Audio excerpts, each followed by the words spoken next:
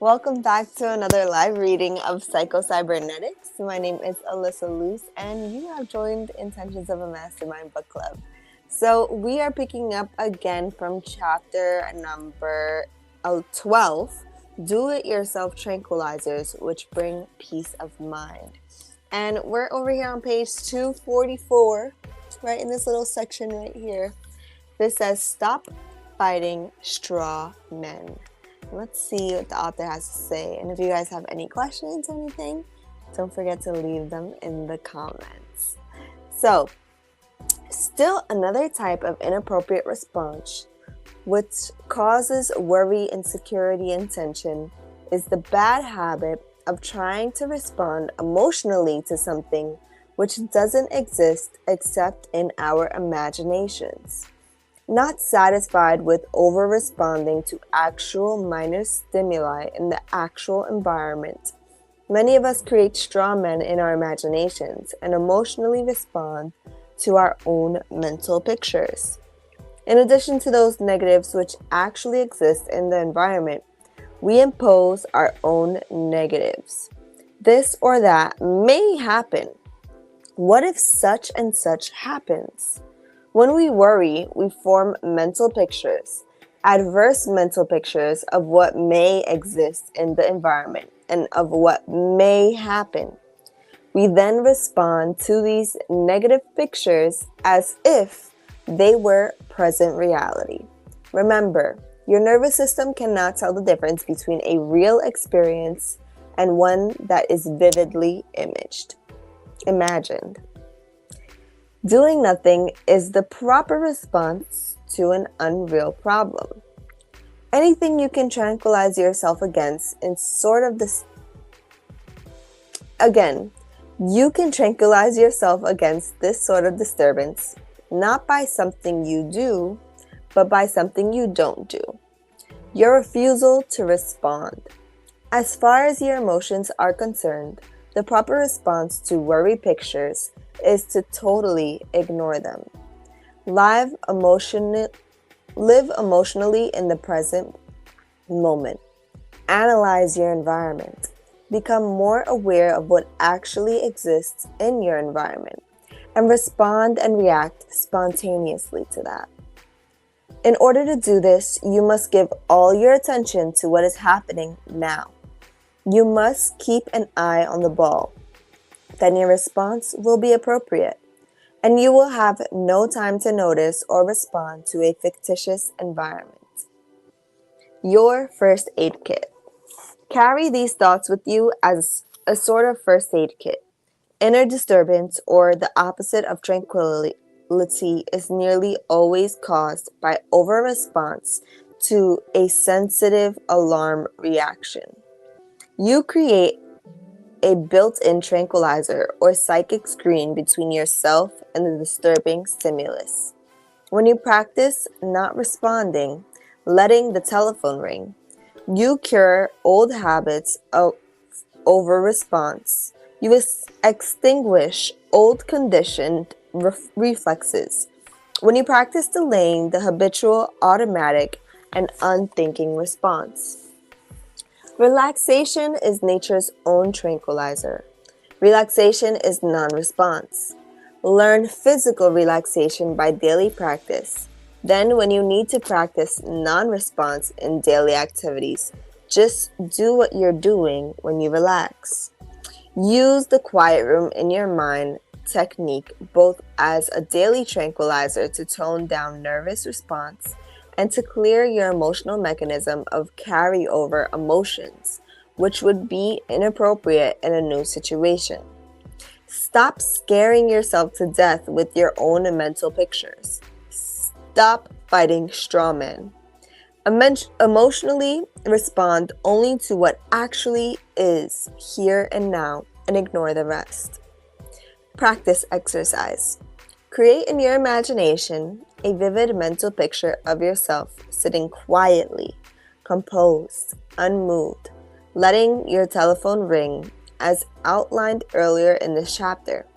Then, in your daily activities, carry over the same peaceful, composed, unmoved attitude by remembering this mental picture.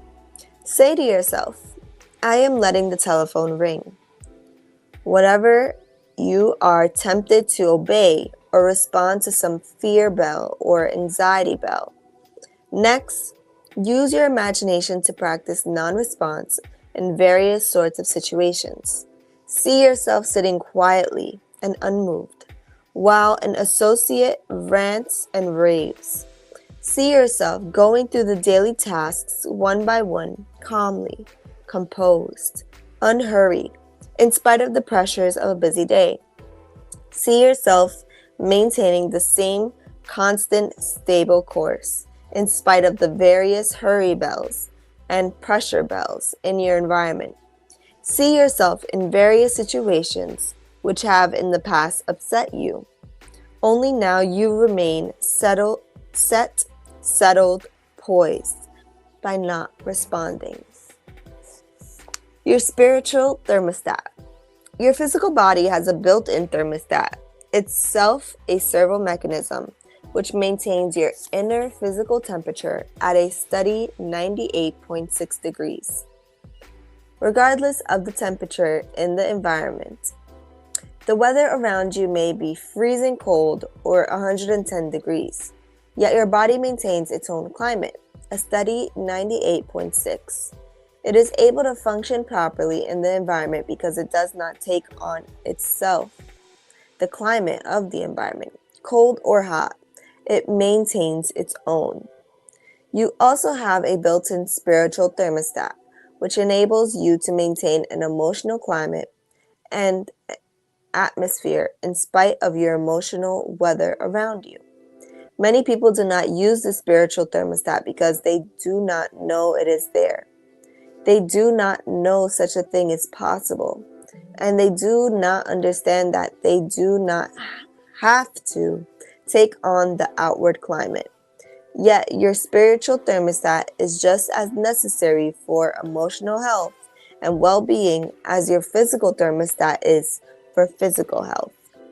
Begin using it now by practicing the techniques in this chapter. And that is the end of chapter 12. We made it all the way to chapter 13. How to turn a crisis into a creative opportunity. So, if you guys don't mind, I'm going to just talk about chapter 12 really quickly. And I want to know if you guys have ever experienced this calmness that the author is talking about. So, what I automatically think of is what he said in the beginning, how everything in this book you should experience for yourself. Some people have, believe it or not, never lived in a calm state. I know for me, I grew up in a city and I used to live in a survival mode because that's what was normal. Everything is on the go. It's fast moving. It's fast paced. And I had to learn how to relax, learn how to be in peace, learn how to reconnect with myself. And what really helped me to do that was to spend time in nature, like genuinely spend time in nature, going camping, going hiking, just stopping and smelling the roses because there's no roses in a city. It's all concrete. So I want to bring on one of our mastermind members, Joy, to see what she has to share. How you doing, Joy? Peace, Alyssa. Peace, family. Great to be here. So I love that this is what came up in today's reading because when I tell all of y'all, this literally happened to me yesterday in a situation where there was a lot going on and people were very excited, very hyped, and a little aggressive. And it even got to a point where I wasn't sure if someone was subliminally attempting to throw a shot at me with all their aggression, right? But let me tell you something. If you don't say it to me, then you ain't talking to me. Now, if you're talking to me, then talk to me. That's one way to put it. Right? So I just maintained my cool, maintained my calm. And here's the thing. I'm human too. So did I feel my heartbeat begin to escalate? Yes. Did I feel the heat start to rise? I got a lot of fire energy in me, baby. Did I feel that heat begin to rise up from my solar plexus? Absolutely. But I just started to breathe through it and realize that I am more uh I'm more of a calm person. It's actually me jumping out of character to get um hype and aggressive and be like I grew up in the city too, city John, all that, right? But I'm I'm in the city but not of it in that way. Like I'm not really of the hustle and bustle. I like to just chill, relax and vibe out. So I'm grateful that you lifted up that a lot of our society is used to being in those high stress environments where that kind of behavior is necessary, and the nervous system gets used to holding that kind of energy, and it becomes the norm. It's so true. And, we say our kids are hyperactive. We say that, that they're bad kids. And really, it's not. They're not. This is what we've been passing on to them in their DNA and in the habits that we hold.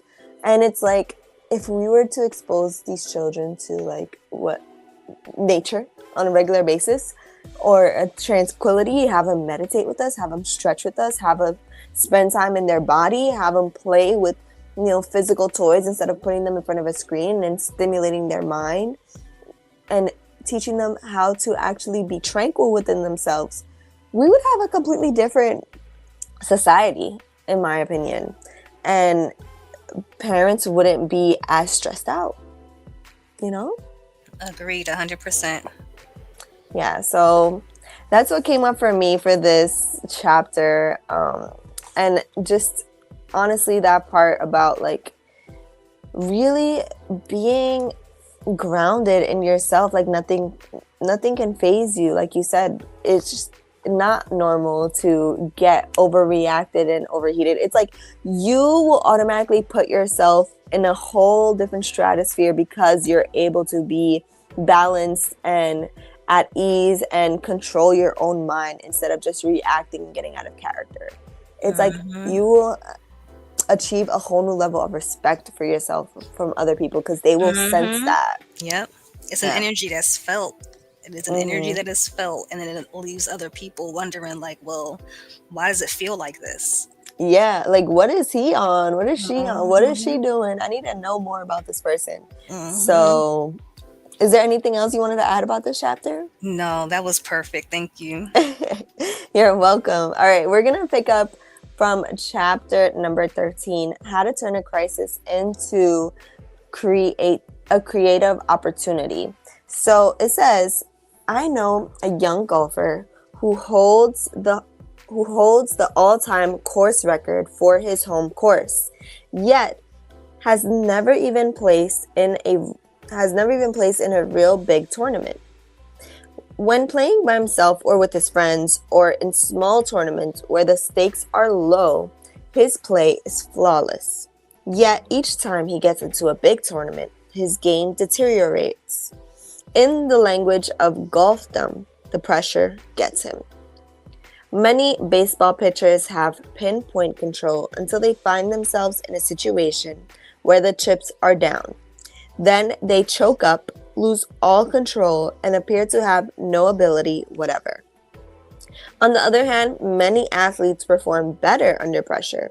The situation itself seems to give them more strength, more power, more finesse. People come into their own in a crisis.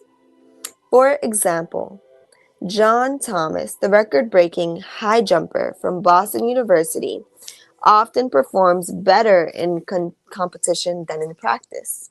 In February 1960, Thomas set a new world record, clearing 7 feet 1 1/4 inches at the U.S. Indoor Championships. His highest previous jumps in practice had been 6 feet 9 1/4 inches. It isn't always the baseball player with the highest batting average who is called upon as a pinch hitter in a tough spot. The manager frequently turns down the man with the highest batting average for a player who is known to come through in the clutch. One salesman may find himself inarticulate in the presence of an important prospect. His skills desert him. Another salesman, under the same circumstance, may sell over his head. The challenge of the situation brings out abilities he does not ordinarily possess.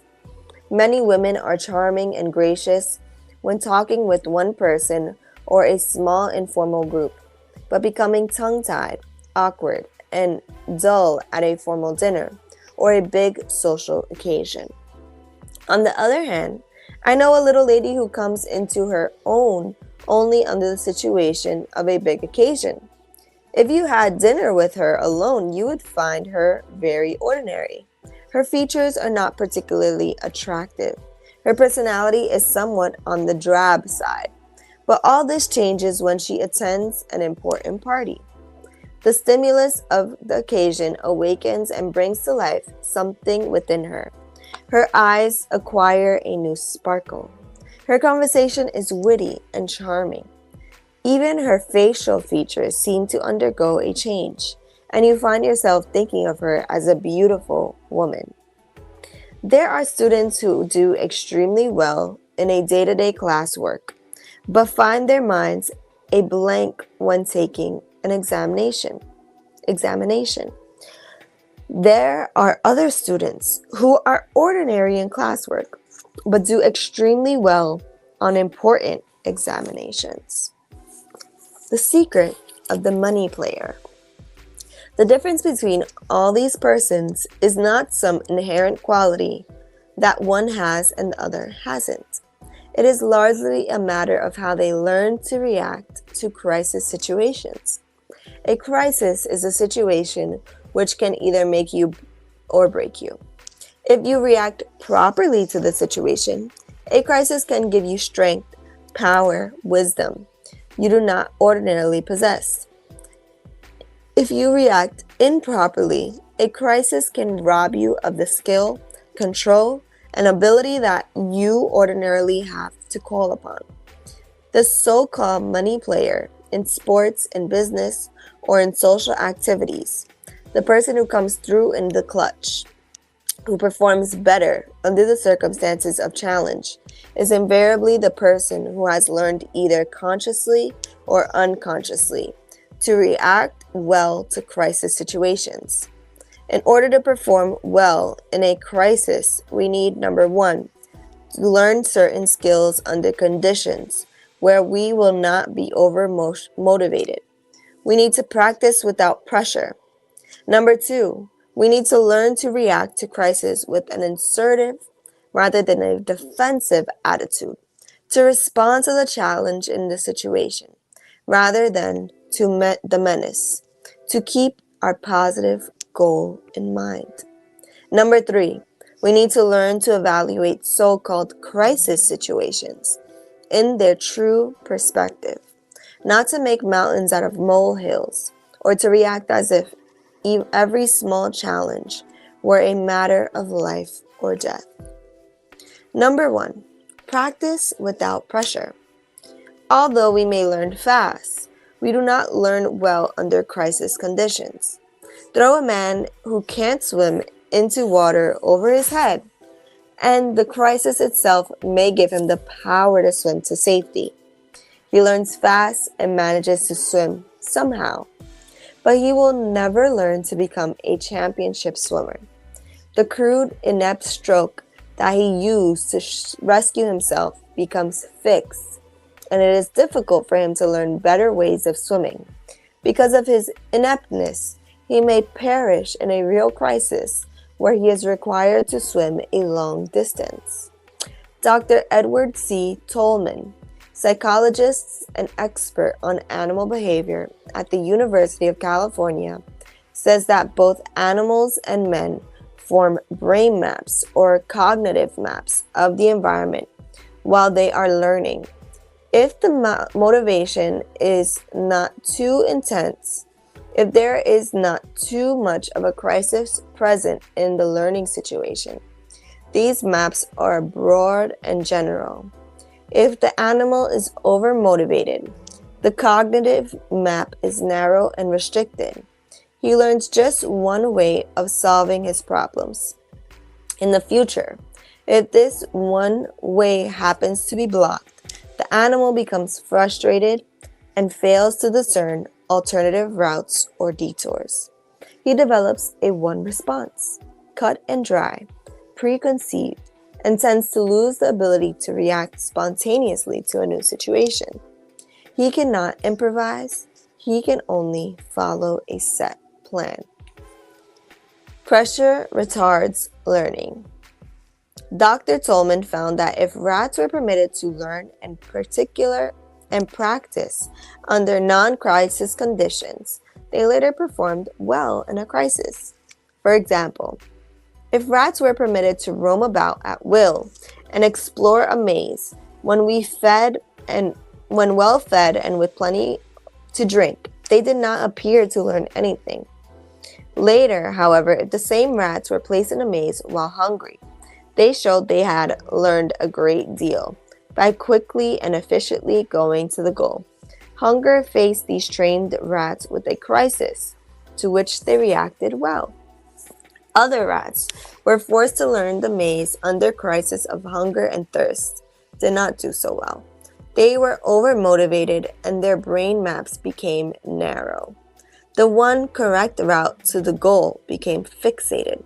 If this route were blocked, the rats became frustrated and had a great difficulty learning a new one. The more intense the crisis situation under which you learn, the less you learn. Poof. Professor Jerome S. Berner of Harvard University trained two groups of rats to solve a maze to get food. One group, which had not eaten for 12 hours, learned the maze in 6 trials.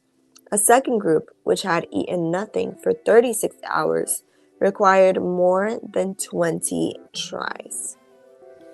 Fire drills teach crisis conduct in non-crisis situation.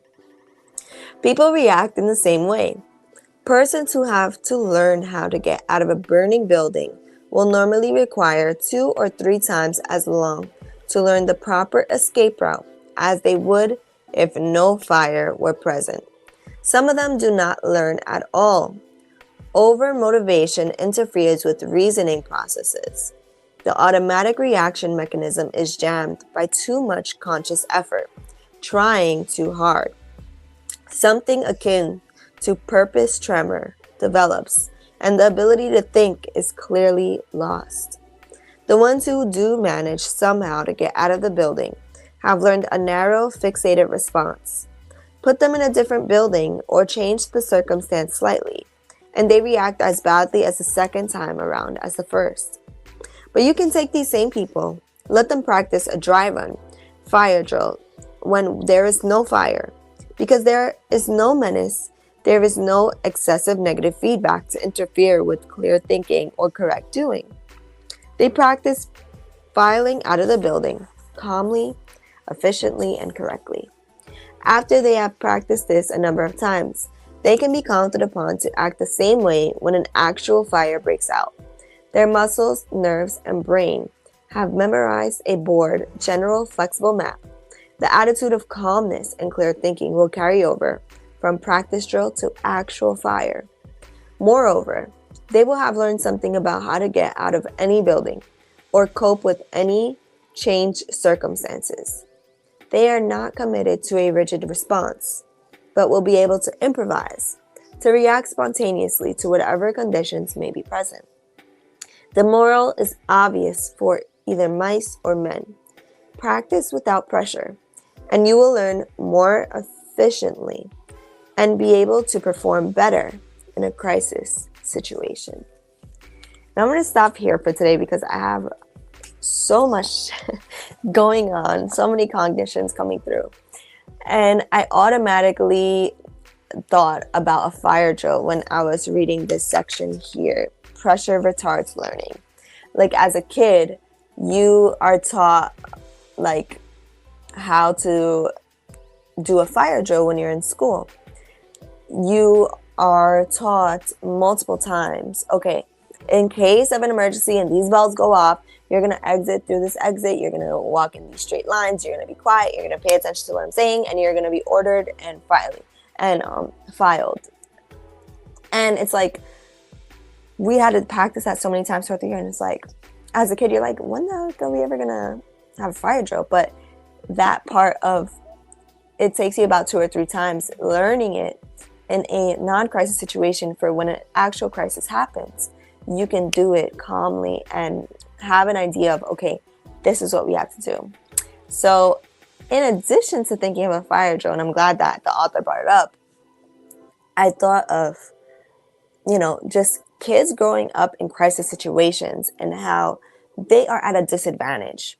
And I think of my mom because she's been a teacher for over 25 years, and Joy actually has experience in the school, in the education system, modern education system, and how the increase of IEPs, right? Emotion. Help me with that acronym, please, Joy. IEP is like individual emotional program, right? Your sound broke up a bit.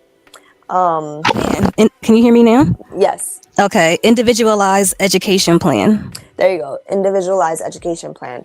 But these education plans are made specifically for children who have some kind of emotional disturbance, some kind of, diagnosis, whether it's ADHD or they have some kind of disability, like a mental disability that retards them from learning. And if you really think about it, the increase of stress that these children are in, like we were just saying earlier, it's really passed down through generations between the overconsumption of sugar and medications, the overconsumption of technology, and the overstimulation of the mind. It's like these children cannot learn anything. They're not advancing as we used to when we were children. And it really is sad to see, but it's that understanding that we have to return back to balance as a society. So I really do want to hear what you have to say about this, because that's automatically where my mind went when reading about this today in chapter 13. Same. I didn't know he was going to bring up the fire drill, but I definitely was thinking about that as well. I taught in schools for 20 years before leaving out of that environment, right? But the thing about the fire drill is that I always took it so seriously because I taught very, very young children, y'all. Okay, I taught kindergarten and first grade students who are the most vulnerable in the building because they are the youngest. They are the most sensitive to, the elements. A lot of times during fire drills, it's cold outside especially during, the first months of school. And to make it be really authentic, we have to practice it under the most realistic conditions.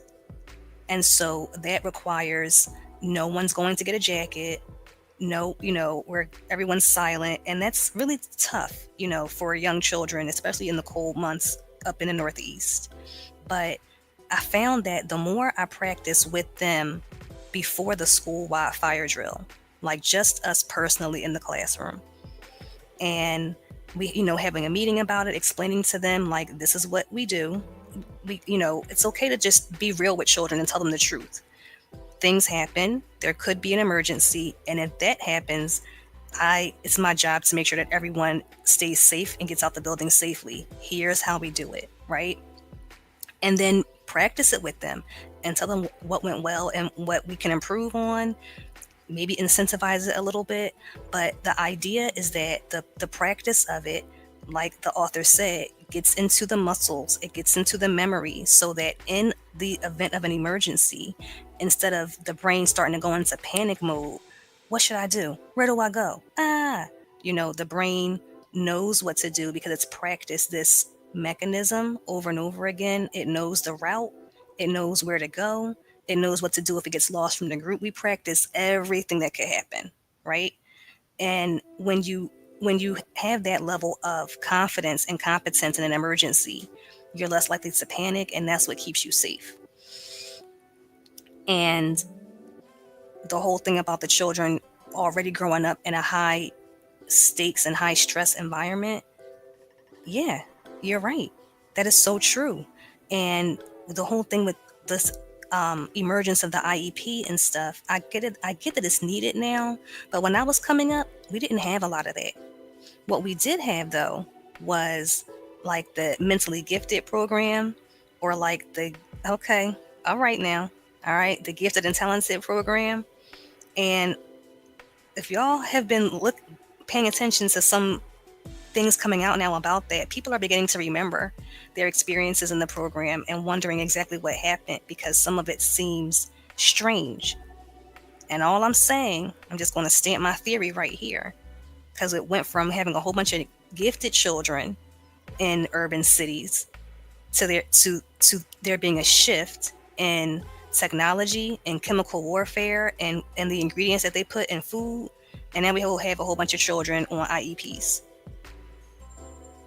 That is very interesting. That is very interesting. And I know I always say the same thing because I was always in the advanced regions classes and taking all these extracurriculars. And now it's like, what the heck is going on? What is really going on out here? And, you know, it's because if you think about it, we all know the timeline here. We don't got to go into the timeline.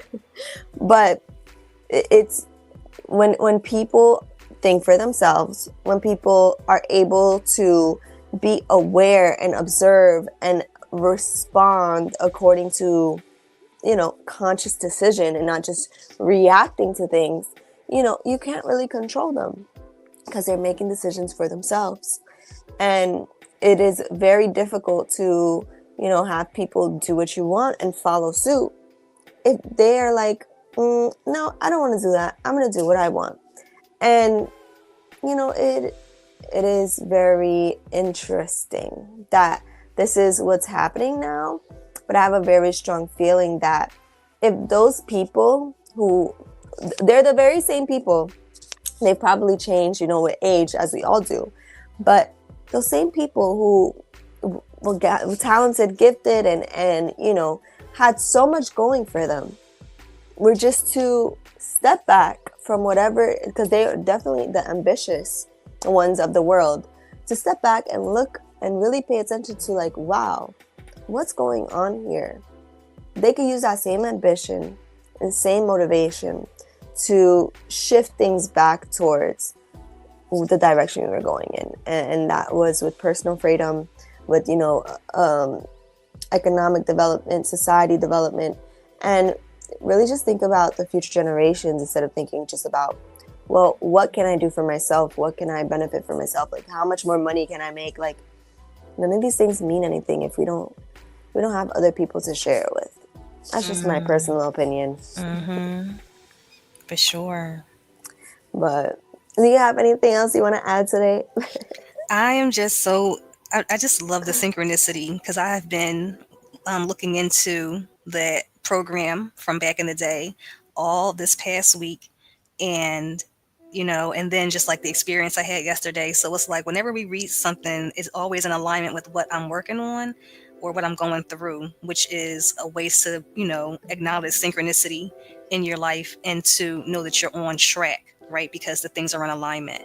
So yeah, I want to say this real quick. I was tested for the program, but did not get into the program. They said that the facilitator told my mother that I did not open up enough for them to get a proper assessment. All during my school career, people were just so confused as to why I was not in the program, because I was always at the top of my class.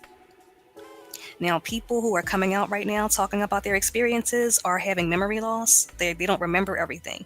But parts of it that they do remember, you know, they are concerned about, because they think that it wasn't just them going to a special class for enrichment, but they were being tested on. So I'm saying that to say That's interesting. it is very interesting, because if they were, then that could contribute to why they aren't operating in that same high level gifted and talented way now. They're like, she's not she's not controllable enough. Let's put her with Yep. let's Yep. surround her with the ones that don't think for themselves. So Yep. maybe she'll be influenced enough to not believe in herself. Interesting. Exactly. Interesting. Because Yep. I tested for the talented and gifted as well. Like, all the kids are invited to do that. Mm-hmm. And I also didn't get in, but at the same time, right, I was still in the advanced regions, always thinking for myself, always doing the Yep. creative curriculars and extracurriculars and all this stuff. Exactly. And look at us now. And look at us now. So I told when I was meditating on it, I said that's nothing but the protection and guidance of the higher self, You know, knowing that that was not, and I'm getting chills right now. That's the truth. That's the response. That's the confirmation. That was not the road for us to go in, because what mm-mm, could it have done to our trajectory? mm-hmm. If we are one of the ones who are going to be the disruptors and change makers and bringing that personal freedom and balance back to the realm, how could we have done it if we are all messed up because of the testing? Yeah, and it really is just that learning that we had to go through of like, we had to see the dark side to Yep. know the light. Because Exactly. being in all of that, but being in the city, growing up in those environments and being in crisis all the time, it's like, hold up, there's something off here. This isn't normal. And Mm-hmm. we knew that, we had that Yep. intuition to know to say no and go towards what felt right.